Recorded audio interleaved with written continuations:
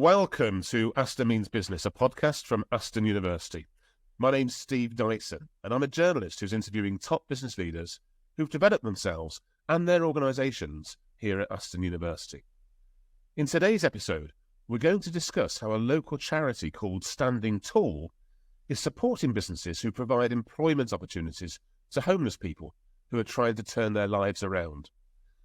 To explore this subject, I'm going to interview Christy Acton, the founder and chief executive of Standing Tall, who has previously taken part in the Goldman Sachs 10,000 Small Businesses programme here at Aston University. Also joining us is Michael Lambe. Michael's the managing director of M Lambe Construction, a company which employs hundreds of people across the UK and which is now taking part in one of Standing Tall's schemes. Hello to you, Christy and Michael. Hi, Steve. Hi there. Christy, tell us more about yourself and Standing Tall. What led you to launch the charity and what exactly does it do? Sure. So a few years back, I used to be responsible for managing a night shelter in Birmingham, in Digbeth. And we saw some of the people coming into the shelter being ready for full-time work. We knew a couple of businesses in the city and matched up some of the people, and it went really well. They grabbed the opportunity and were able to get ready to get their own place. So as I was running the shelter, I saw this in front of my own eyes and thought, this has got potential. So that's where the idea of Standing Tall started. So what we're doing now is we work in Birmingham and a number of other cities. We work with companies like Lambe's who have stable full-time jobs. And we then go and find the right person who's been through homelessness, who has the talent and the motivation to work hard. And the second thing we do, which is just as important, is we have hosts. These are people who have a spare room in their home. And so once the person starts in full-time work, they move in with a host for 6 months before they're ready to get their own home. I must say, Christy, I'm kind of almost astonished really at what you're doing. And I'm sure many of our listeners are, because we all walk out at night time and perhaps we're coming to Birmingham city centre, for instance, and we walk past various people in shop fronts, sometimes begging, sometimes just looking very vulnerable. And constantly I ask myself, and I'm sure many listeners do, what on earth can I do about this? And we're told, don't give them money. You've got to fund the charities who help them, don't give them money direct. But it's so tempting. One wants to give them money, one wants to help them, but we're told that's an enabling thing. And yet, even though I know that, the programme like yours, Standing Tall, that you run, it sounds very challenging because you've got to find, one, people who are homeless but willing to change their lives, or they've been homeless and want to change their lives. Then you've got to find organisations willing to give them a chance to work. And on top of that, you've got to find people who are willing to help them move into initial accommodation. How difficult is that three-pronged approach, and what's the success rate?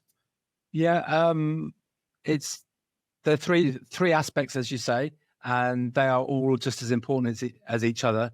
At the moment, 80% of the people we're helping are in the same job 1 year later. So we're being really careful to work with somebody for a period of time before we decide if one of our jobs is right for them. So after 1 year, 4 out of 5 people are still working in the job that you found for them. That's right. I mean, that's an incredible statistic.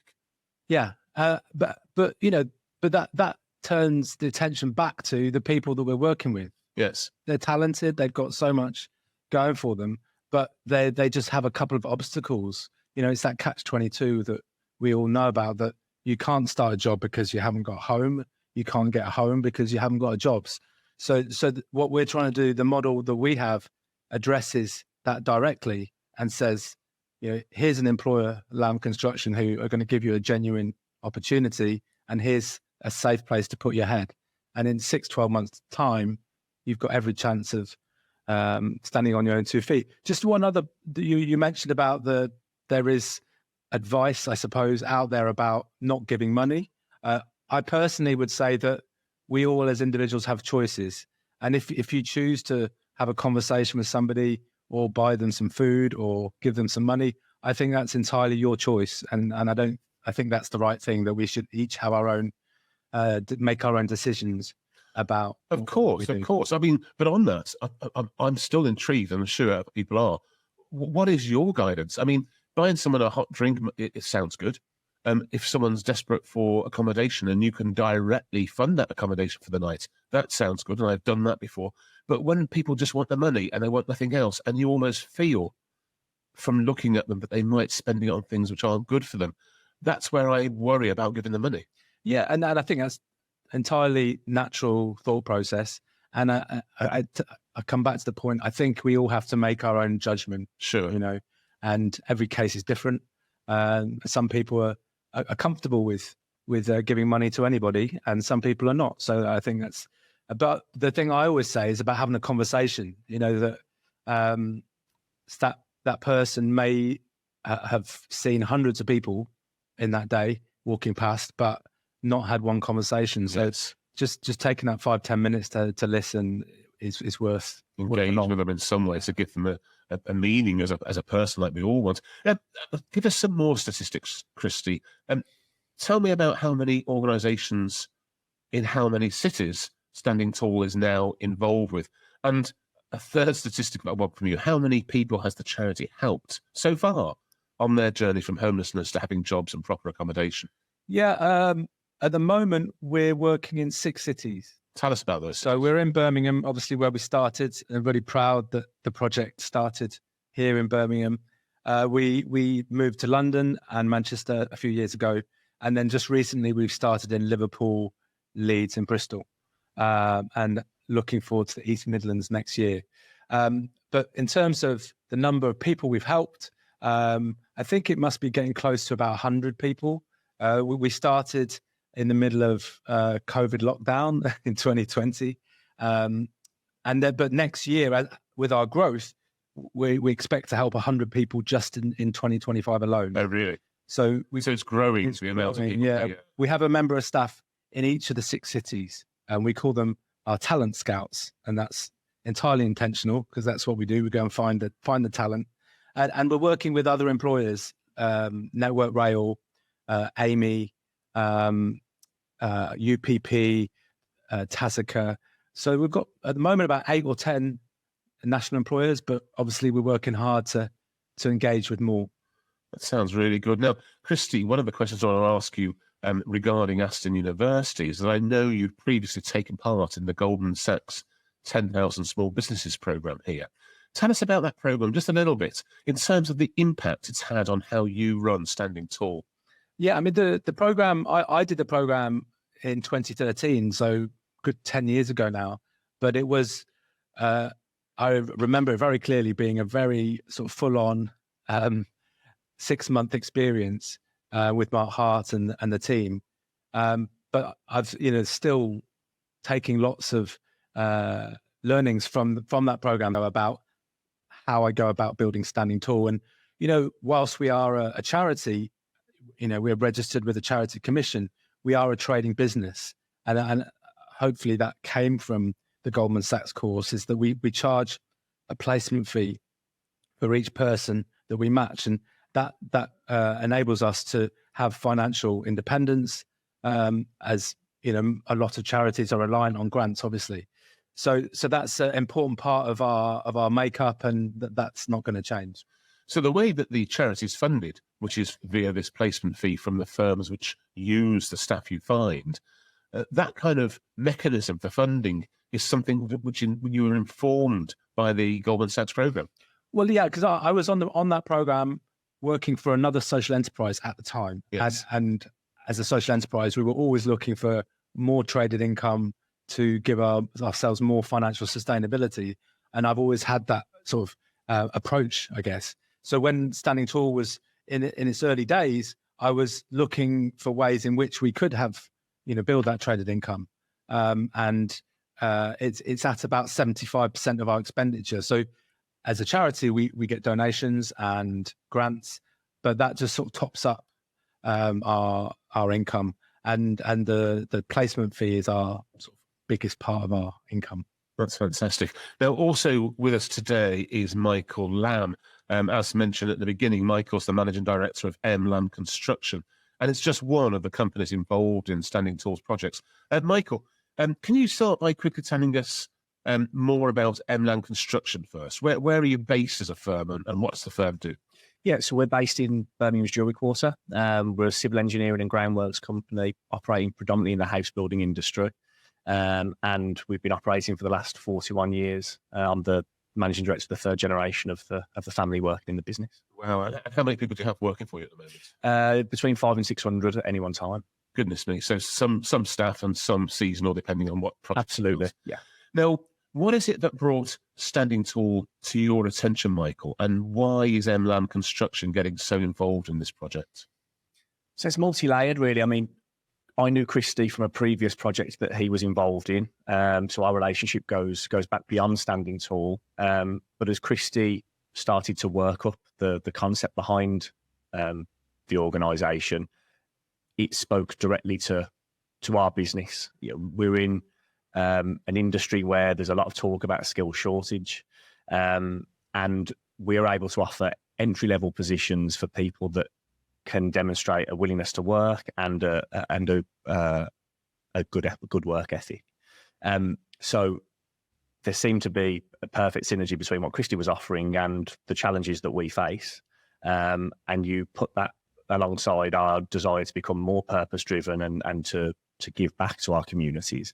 And it ticked a lot of boxes for us as we moved into a new phase of the business. Sure, yeah. And what was the trigger that started your, I suppose, your more focused involvement? So I, as you mentioned, it's emotionally triggering when you walk past somebody in the street who's clearly, struggling in one way or another. And I struck up a bit of a relationship with somebody on my way to work, and over weeks and months, started to build a bit of trust in both directions, and asked him in for an interview to see if we could help him with work. And for a few weeks and even months, it went fine. But what I didn't understand in my naivety is what lay behind the reasons he was on the street. And unfortunately, that didn't work. But even that 3-4 month period, going back to your earlier question, he got to experience normality to some degree, some humanity from the people that he worked with. Even though that didn't work out, that was still positive for him and for his future. But what I realised is that wasn't going to be the route for us being able to help people. And as it happened, Christy was already well in the throes of developing Standing Tall. So you needed a structure, really. Absolutely. And people who were informed, people who were able to do the hard work of seeing if a person really is ready. And then we're the people that provide the platform and the structure for their success. Another thing I want to ask about, Michael, and I know this is sensitive, but obviously in the world we have a lot of mental health issues. People face all sorts of problems, whether it's depression, whether it's money problems, whether it's homelessness problems, whether it's joblessness problems. All those things come home to you in a particular way, because I understand that your late brother experienced some fairly harsh mental health problems himself before he lost his life. I'm sorry to push on that sensitivity, but tell me about that, because I know that that's focused your mind as well. Yeah, very much so. Yeah, so 2 years ago, we lost my little brother Christy after a long period of troubles with his mental health. And it, as you would imagine, gave us pause for thought about what was important in life, what the business really was for, and how we'd move forward, without him. So in the last 12 months, we've registered a foundation in his name, the Christy Lambe Foundation, and that is now the vehicle through which we support a number of local charities, Standing Tall being one. So we sit both sides of the fence with Christy. We're a customer and use Christy's services to enhance our workforce, but because we've seen the impact that it has on people's lives, we're an avid supporter of the work we do by funding. It's a very strong story to me, Michael, just to hear someone whose family must be going through a lot of loss and a lot of introspection in terms of what happened to your own brother.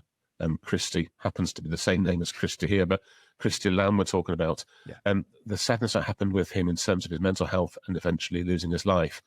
but also the positive way that through your charity work, especially with Standing Tall, you're making some sense of that and bringing some positivity in the world in terms of supporting the employment and therefore the accommodation and the move from homelessness into the real world, if you like, if that's not too offensive a term to put.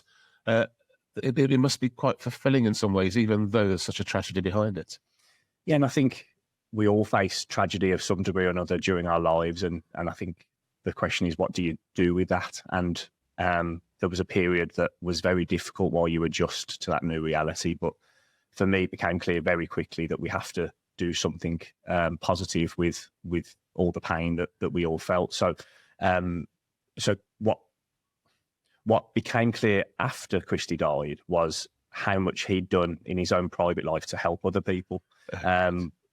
I knew and know what a lovely young man he was and how kind-hearted he was.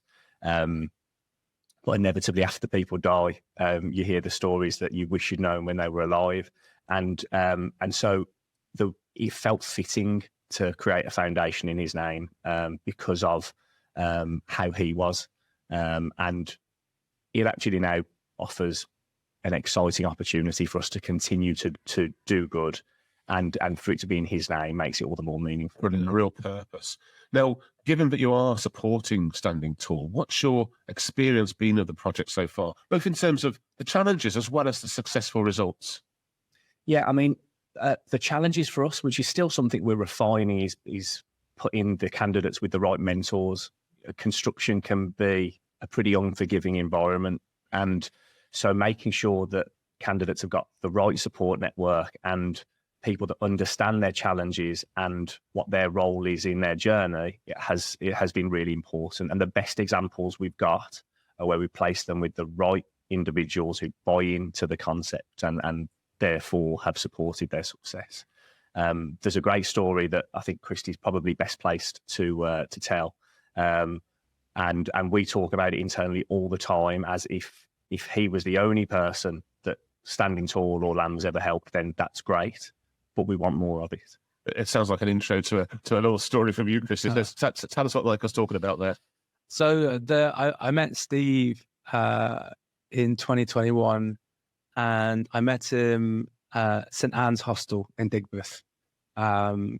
He just had a few months on the streets. He'd split up with his wife and suddenly found himself on the streets. He was in St Anne's and he shouldn't have been there. The longer he stayed in St Anne's, the worse his situation would have become. And he used to be a plasterer by trade. So at the time we had a role at Lambe's and matched him up. He got started at work. He moved in with a host in Billesley, a guy called Ben. They lived together for 6 months. He then was able to move out and get his own flat. And he's still at Lambe's now. And last month, I was a wonderful day where my wife and I were invited to his wedding. Oh, which was very special to see him so happy and him leading a normal life like any of us. So he really has got his life back together. Yeah. So but we were there to help him out, and Lambe's have obviously offered him a good job. But at the end of the story, Steve's done it himself. That's what it's really about. Yeah, brilliant. Another question to you, Michael. What about your staff? And importantly, your customers. How are they responding to Lambe Construction employing former homeless people, with some of the perhaps non-existent risks that involves? I say perhaps non-existent, but sometimes people fear things, don't they? So if you've got customers and they know that you're employing former homeless people, what kind of response do you get?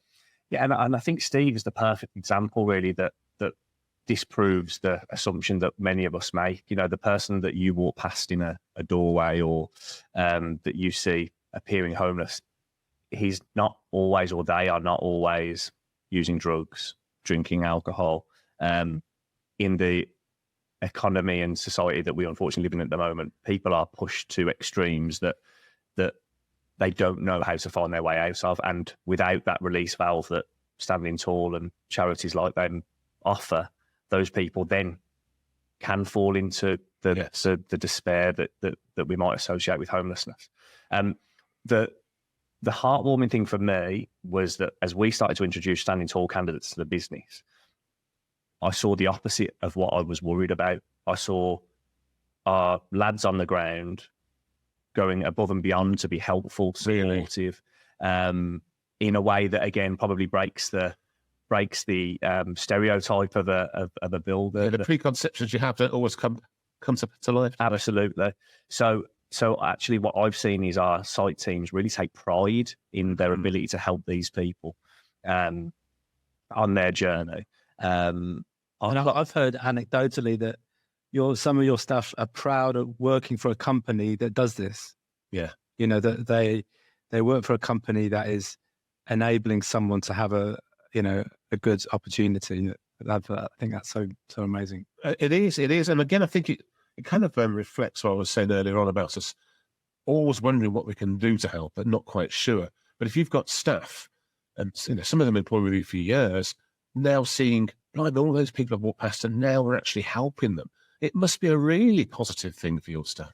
Yeah, from our perspective, I think as we were trying to figure out how we put purpose at the heart of the business, just giving money to charity, whilst well-intentioned, can be and feel a little soulless.